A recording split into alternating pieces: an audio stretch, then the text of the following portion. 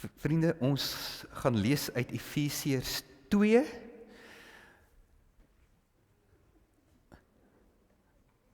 Kom ons maak hier oor toe en bid ons saam. Hemelse Vader, baie dankie dat ons hierdie eerste Sondag van die kwartaal as gelowiges bymekaar kan kom, dat ons U lof saam kon besing. Here, en daardeur ook weer vir onsself en die mense rondom ons kom bevestig hoe groot en wonderlik is hierdie God wat ons aanbid. Hoe groot is die dinge wat hy vir ons gedoen het.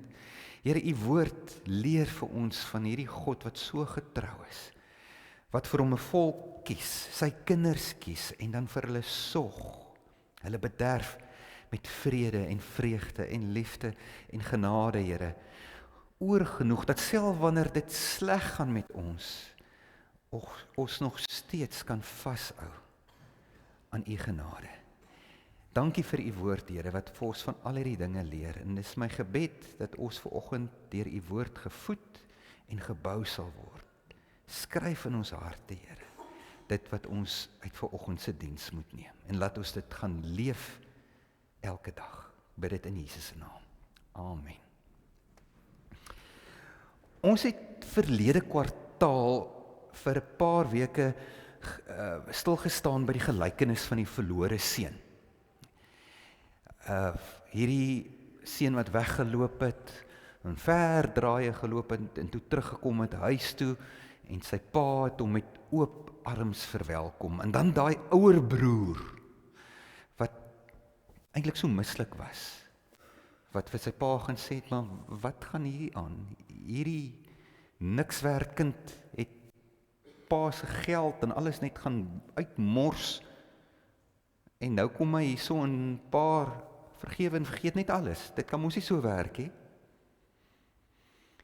En dit is wat die storie ons lees. Dit is hoe dit in God se koninkryk werk. Toe daai pa die seun sien aankom, het hy hom tegemoet gaan hardloop en hom omhels, en ons lees hy het vir hom 'n nuwe jas aangetrek en vir hom sandale vir sy voete gegee en vir hom die familiering aangesteek. Die kind was weer terug in die huis. En dan gaan die storie aan, maar ons lees nie daarvan in die Lukas evangelie nie, van hierdie oudste seun wat gevoel het, en pa vat hierdie genade ding daarom nou te ver. Hierdie jongste seun moet daarom op 'n manier boet vir dit wat hy gedoen het. So eendag loop die twee mekaar weer raak, en die ouer broer sê vir die jonger broer, jong, dis sommer 'n duur jas daai, wat pa vir jou gekoop het. Jy weet, dit is net om met jou klere te kan afsjou. Jy moet maar sorg dat daar nooit 'n vuil kool op daai jas kom nie, want as pa sien dat daai ding vuil is, gaan hy diep teleurgesteld wees aan jou. En die oudste broer loop weg, en toe hy wegloop, nou kyk die jong seun, hang tog net nie 'n vuil kool op sy jas is nie, en hy is so versigtig, hy's amper te bang om daai jas verder aan te trek. So bang, hy kry 'n vuil kool op.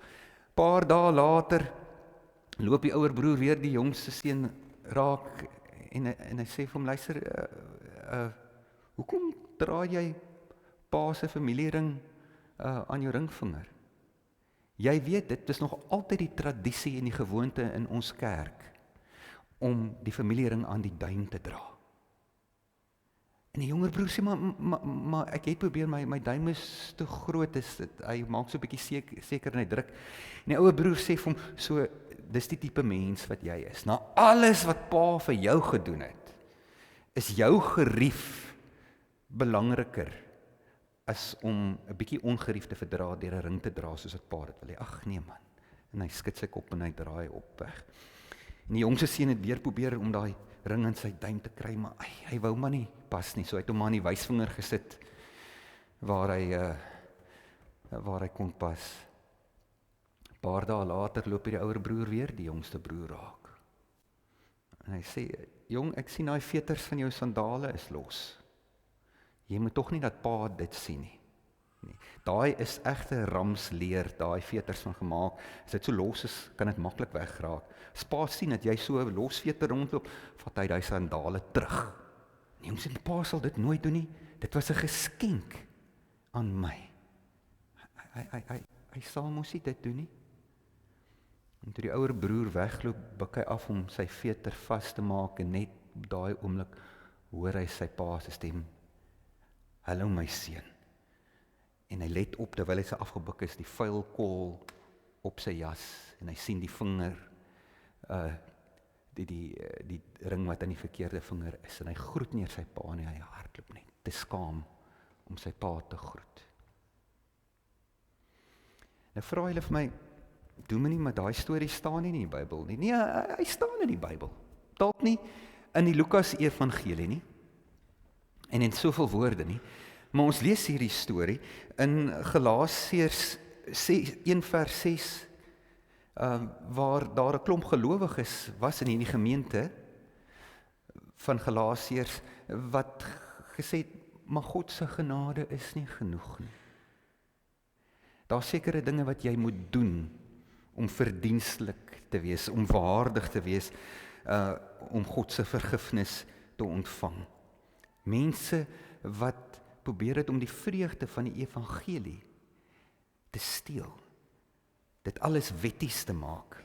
In Galasiërs 1 vers 7 kom Paulus en hy praat met hierdie Galasiërs, hy sê vir hulle, dit verbaas my, dat julle so gou van God wat julle deur die genade van Christus geroep het, afvallig word en 'n ander evangelie aanneem. Daar is geen ander evangelie nie. Tog is daar mense wat die evangelie van Christus probeer verdraai, en dit is hulle wat vir julle in verwarring bring. En tog weet ons dat 'n mens nie van sonde vrygespreek word deur die wet van Moses te onderhou nie, maar alleen deur in Jesus Christus te glo. Ook ons het tot geloof in Christus Jesus gekom, en dit is hoe ons vrygespreek is, deur in Christus te glo, en nie deur die wet te onderhou nie. Want geen mens word vrygespreek op grond daarvan dat hy die wet onderhou nie. Maar hierdie vreugdevernietigers in Galasiërs is nie uniek aan Galasië nie. Hulle is ook in Rome, kom hulle voor. In sy brief in Romeine 4 vers skryf, waarsku Paulus die Romeine en sê, maar die mens wat nie op wetsonderhouding staat maak nie, maar wat glo in hom wat die goddelose vryspreek, hy kry die vryspraak deur die geloof. Ook in Filippi, 'n ander gemeente van daardie tyd, is daar sekere broers en susters wat sê, nee, jy moet dit en dit doen, as jy 'n kind van God wil wees. By hulle was dit nie noodwendig 'n ring wat aan 'n sekere vinger gedra moet word nie, nee, jy moet besny word. En sê Paulus vir hulle in Filippense 3 vers 2, pas op vir daardie dwaalleraars, pas op vir daardie mense wat kwaadstig, pas op vir daardie betekenlose besnydenis. Self in Jerusalem is daar van hierdie vreugdestelers, hierdie genadeontkenners. Handeling 15 vers 1 lees ons, daar het mense van Judea afgekom en die gelowiges wys gemaak, as julle nie die gebruik van Moses nakom deur julle te laat besny nie, kan julle nie gered word nie. En tot vandag toe nog is hierdie idee dat God se genade nie genoeg is, iets wat elke nou en dan opkom. Ook in ons eie geleedere. Mense wat vir mense wil laat verstaan, maar dat jy God se kind is nie genoeg nie. Daar is nog goedjies wat jy doen, dit is nie reg nie, en daai doen jy verkeerd, en dit en daai. Dit is asof ons wil sê, maar jy weet, God se genade is 'n werklikheid, maar jy moet net proe bietjie aan die genade. Jy weet, as jy dors is, proe net so bietjie aan die genade, moenie groot slukke vat nie. Moenie eers probeer om jou dors te les nie. Dis nie waarvoor genade daar is nie, is net om so bietjie te proe. Wat 'n absolute snert. Die hele boodskap van die evangelie is dat God se genade is daar om jou te deurdrenk. Wat te sê van klein slukkies? Nee, jy moet swem daarin. En dis die een vraag wat ek ver oggend wil hê dat elkeen van ons onsself moet afvra. Wat definieer jou identiteit? En dan spesifiek, is dit God se genade wat jou maak wie en wat jy is. Ons gaan saam lees wat sê die Bybel oor God se genade in Efesiërs 2 vers 1 tot 10. Julle was dood as gevolg van julle oortredings en sondes, wat voorheen julle lewenswyse gekenmerk het. Julle het gelewe soos hierdie sondige wêreld en julle laat lei deur die vors van onsigbare magte, die gees wat daar nou aan die werk is, in die mense wat aan God ongehoorsaam is. So het ons ook trouens vroeër almal gelewe. Ons is deur ons sondige begeertes oorheers en het gedoen net waartoe ons liste ons gelei het en wat in ons gedagtes opgekom het. Vanweë ons sondige natuur sou ons net soos die ander mense deur God gestraf moes word. Maar God is ryk in barmhartigheid en het ons innig lief. Deur sy groot liefde het hy ons wat dood was en as gevolg van ons oortredings deur sy groot liefde het hy ons wat dood was as gevolg van ons oortredings saam met Christus lewend gemaak. Uit genade is julle gered. Ja, in Christus Jesus het hy ons saam met hom opgewek uit die dood en ons saam met hom 'n plek in die hemel gegee, sodat ons ook in die tye wat kom sou laat sien hoe geweldig groot sy genade is deur die goedheid wat hy in Christus Jesus aan ons bewys het. Julle is inderdaad uit genade gered deur geloof. Hierdie redding kom nie uit julleself nie. Dit is 'n gawe, 'n geskenk van God. Dit kom nie uit julle eie verdienste nie en daarom het niemand enige rede om op homself trots te wees nie. Nee, God het ons gemaak wat ons nou is. In Christus Jesus het hy ons geskep om ons lewe te wy aan die goeie dade waarvoor hy ons bestem het. Die eerste 4 verse in Efesiërs 2 vertel vir ons wat ons was, wie ons was, hierdie sondige mense, oorgegee aan sondige begeertes, dood. En dan die volgende paar verse, vers 5 tot 10 sê vir ons, wie is ons nou? Wat is ons identiteit deur die genade van God? Vers 4 sê, ons is God se geliefde. Hy wat ons liefhet. Dit is die rede hoekom ons geskape is. God het ons geskape, omdat hy 'n God van liefde is, omdat sy wese liefde is, omdat hy 'n verhoudingsgod is. Ek en jy is geskape om in 'n verhouding met God te leef, sodat hy kan lief wees vir jou. Dis deel van jou identiteit. God is liefde en ek en jy is die ontvangers. Vers 5 sê, ons is geestelik lewend. Dat ons het saam met Jesus gesterf en ons is saam met Jesus opgewek. En om geestelik lewend te wees, vriende, beteken nie net dat ons vrolik en jubel en juig terwyl ons op aarde is. Hierdie geestelik lewend beteken ook dat die dag wanneer ons hier op aarde doodgaan, ons nie doodgaan nie. Want geestelik lewend beteken dat jou onsterflike siel behoort aan God. En jy het die ewige lewe. Jy het hierdie toekoms. Dit is jou identiteit in Christus. Vers 6 sê dat ons is saam met Jesus opgewek en ons is verbind aan Jesus Christus. Ons is verbind deur hom, deur die Heilige Gees wat in ons woon en werk en van ons nuwe mense maak. Dat ons kan weet, daar begin nie 'n dag sonder die Here wat by ons is nie. Elke oomblik, elke minuut, elke asemteug, God deur sy Gees is by ons. Dis deel van ons identiteit. Vers 7 sê dat ek en jy is gemaak as 'n toonbeeld van God se genade. Daar staan sodat God ook in die tye wat kom, vers 7, sou laat sien hoe geweldig groot sy genade is, deur die goedheid wat hy in Christus Jesus aan ons bewys het.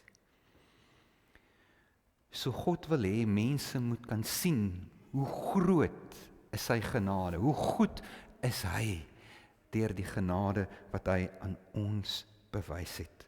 Ons lewens is die bewys daarvan. Elke dag moet jou en my lewe soos 'n advertensiebord wees wat God se genade verkondig.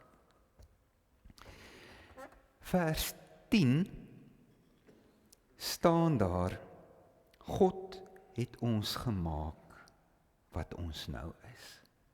In Christus Jesus het hy ons geskep om ons lewe te wy aan die goeie dade waarvoor hy ons bestem het. Ons was nie 'n glips nie. Ons is nie per ongeluk hier op aarde beland nie. Mamma en pappa het nie 'n oordeelsfoutjie begaan nie. Nee, jy was bedoel om hier te wees. God het jou geskape en jou hier op aarde geplaas omdat hy jou hier wil hê. Liewe vriende, daar is rede, daar is sin, daar is doel aan jou bestaan. God wil jou en kan jou gebruik as 'n medewerker in sy koninkryk. Hy wil jou gebruik om sy liefde en genade vir hierdie wêreld sigbaar te maak. Dit is wie jy is. Dis wie jy is. Dit gaan alles oor God se genade. Dis jou identiteit deurdrenk deur die goedheid en genade van God. In hierdie wêreld waarin ons bly, is mense baie vinnig om etikette om mense se nekke te hang. Nee, hy is sleg, hy's lui, hy's onbetroubaar, onproduktief, hy's nors, hy praat te veel, onopgevoed, hy's te oud, hy's te jonk. Wat God vanoggend vir jou wil kom sê, moenie dat die wêreld daar buite bepaal wie jy is nie. Moenie toelaat dat die etikette wat hulle probeer om jou nek te hang, bepaal wie jy is nie. God het klaar bepaal wie jy is. Jou identiteit in hom staan vas.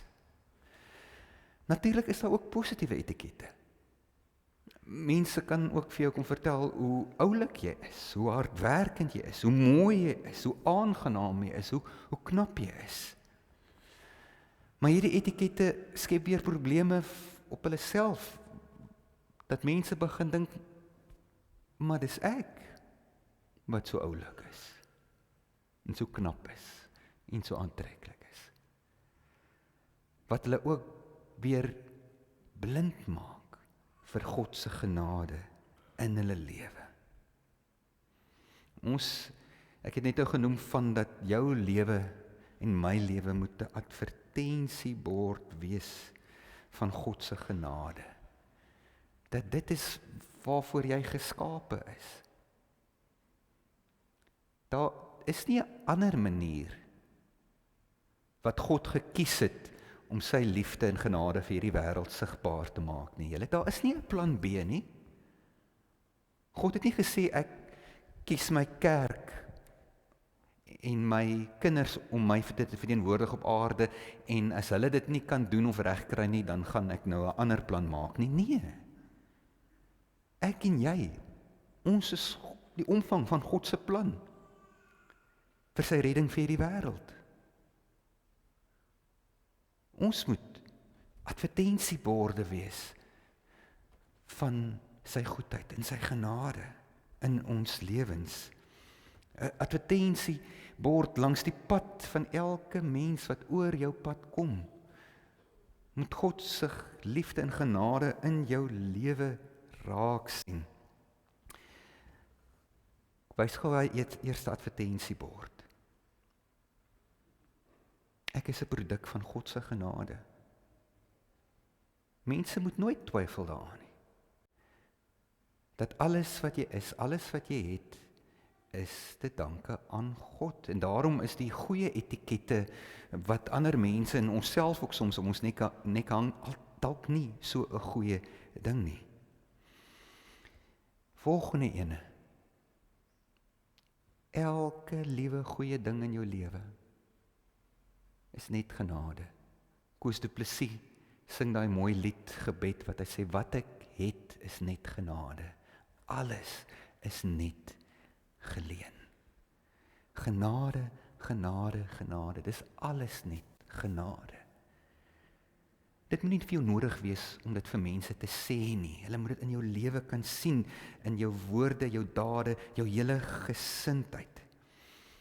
Ag vriende, maar dis maklik om so 'n mooi advertensiebord te wees as alles goed gaan in jou lewe. As dinge mooi loop.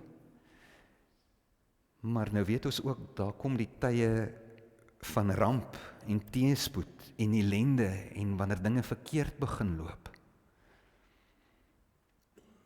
Dan kan jy nie die ligte wat daai advertensiebord vir helder afsit nie. Nee. Dis juis in sulke tye wat dit amper meer belangrik raak dat mense hierdie advertensiebord moet raak sien. Omdat jy ook in jou diepste nood, in jou diepste seer, in jou grootste bekommernis nog steeds kan weet, ek leef uit die genade van God.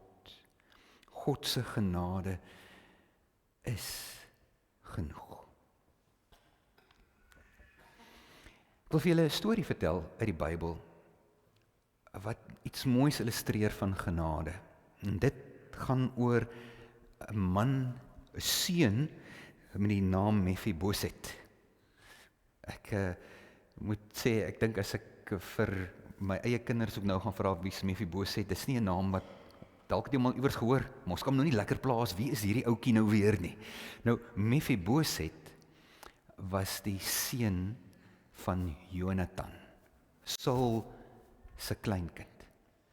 Dit het mos nou gebeur, dat Samuel vir Dawid gesalf het as koning, en Saul hom eers teengestaan het, Saul op 'n kol, wat toe op daai stadium nog koning was, vir Dawid wou doodmaak, en sy bes probeer het om te doen, maar in daardie tyd was die Israeliete ook nog in 'n oorlog met die Filistyne, en so het gebeur dat in 'n sekere veldslag, Saul en al sy kinders in daai veldslag gesneuwel het, hulle is dood.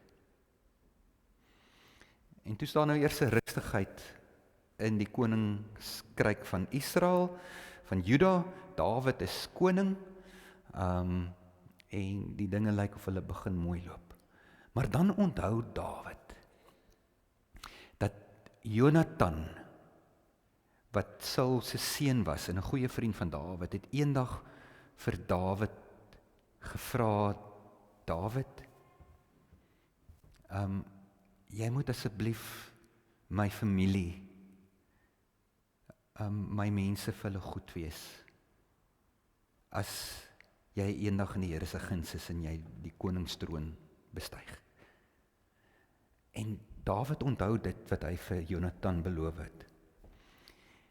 En hy roep toe sy paleisbeamptes nader en vra vir hulle, luister, weet enige van julle of daar nog enige van Saul se nageslag bly lewe het? En een van die paleisamptenaars sê, ja, daar was 'n klein kind, Jonathan se kind, so 'n krepel ouetjie.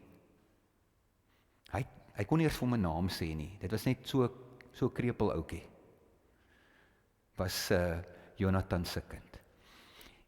En Dawid gaan soek toe hierdie krepel kind, wat sy naam Mephiboset het. Nou plaas jou 'n bietjie in die skoene van Mephiboset. Mephiboset was die kleinkind van 'n koning wat probeer het om die huidige koning dood te maak. En in daardie antieke tye het dit dikwels so gewerk as daar 'n nuwe koning aan bewind gekom het. Die eerste ding wat hy gedoen het, hy het die hele nageslag van die ander koninge uitgewis. Kinders, kleinkinders, die hele lot. Want dit was 'n bedreiging vir sy koningskap. Maar meer is dit, hy het nie dit gedoen nie om wreed te wees nie. Daai koning het dit dalk ook gedoen omdat hy die vrede in sy ryk wou bewaar, want as daar nog 'n ou is wat aanspraak kan hê op die troon, dan kan dit later lei tot 'n burgeroorlog. So waarskynlik het Mefiboset, nadat sy hele familie dood is in hierdie oorlog, gevlug, iewers gaan wegkruip en net gehoop. Niemand weet waar hy is nie, niemand weet wie hy is nie. En dan, julle, hierdie is eintlik 'n hartseer storie. Kom hierdie dag en daar se klop aan die deur. En Mefiboset maak oop in die naam van die koning. En ek kan dink ou Mefiboset het gedink dis die einde. Dis nou alles verby. En hy het die deur oopgemaak en in plaas van om hom dood te maak of om hom te arresteer, het hierdie ouens voor hom gebuig en voor hom gesê, meneer, koning Dawid nooi jou uit na die paleis. En Mefiboset het so waarskynlik gedink dit is net 'n lokval om te kry om een of ander publieke manier om hom dood te maak, om 'n boodskap of iets te stuur. En toe hy nou kom voor Dawid, toe sê Dawid vir hom, moenie bekommerd wees nie, 2 Samuel 9 vers 7, want ek het besluit om jou onder my sorg te neem ter wille van Jonathan jou pa. Ek gaan al die gronde wat in jou oupa Saul aan jou teruggee, en boonop sal jy van nou af by my aan die huis eet. Ander woorde, jy gaan deel wees van my huishouding. Hoor gou hoe antwoord Mefiboset hom. Vers 9. Wat is ek tog dat u aandag gee aan 'n dooie hond soos ek? Dit breek 'n mens se hart. Dat iemand van homself kan praat as 'n dooie hond, iets wat niks werd is nie. Dis hoe Mefiboset gevoel het. Waarskynlik die feit dat hy kreupel was, het baie te doen gehad.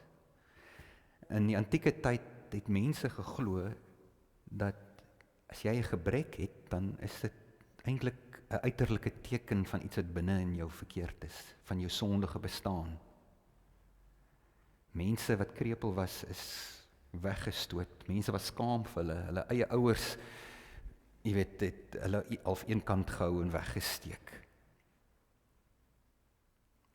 Nie Dawid nie, hy nooi vir Mefiboset en hy sê, nee, van nou af is jy soos my eie kind in hierdie huis. In 'n oomblik verander Mefiboset se lewe, kry hy 'n ereplek in die koningshuis aan sy tafel. Mefiboset sou vandag vir julle sê, dis wat genade is. Dis alles net genade. Dis die storie van Mefiboset. Dis die storie van die verlore seun. Dis ook ons storie. Jou en my storie. En dis hoekom Paulus so kwaad raak vir al hierdie gemeentes wat elke keer probeer om God se genade 'n bietjie minder te maak, in 'n boksie te sê nee, God se genade gaan net so ver. Jy moet nog dit doen en jy moet daai doen en jy moet dit ook doen. Hierdie gemeentes wat dink dis reg om mense te kritiseer, reg om mense minderwaardig te laat voel, mense te laat voel wat hulle is in Christus is nie genoeg nie. Jy kan nie God se genade verdien nie. Jy kan dit nie minder of kleiner maak nie, jy kan dit nie opgebruik nie. Dis God se geskenk aan jou, oorvloedig. My liewe broers, my liewe susters, liewe jong mense, jy moenie net proe nie, jy moenie net drink nie. Nee, my liewe lidmate, julle moet sommer swem in daai genade.